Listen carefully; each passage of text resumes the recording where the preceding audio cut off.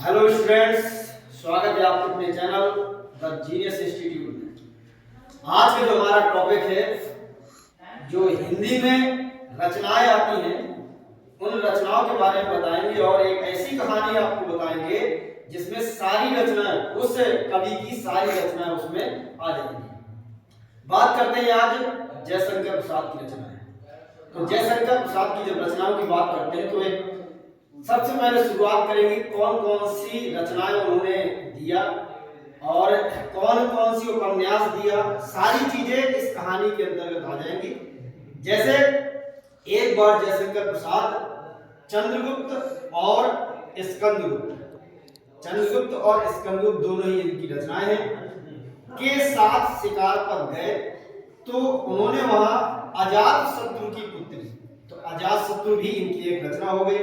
अजात शत्रु की पुत्री कामायनी को झरने में तितली पकड़ते देखा, तो कामायनी भी हो गई, झरना भी हो गया और तितली भी हो गया।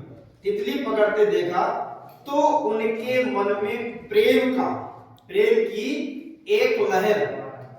की लहर भी इनकी एक रचना है।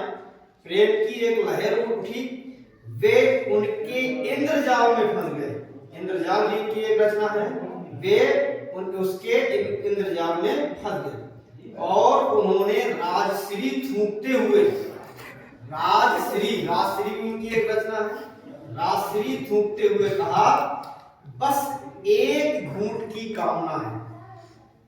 तो एक घूंट भी इनकी रचना है और कामना भी इनकी रचना है।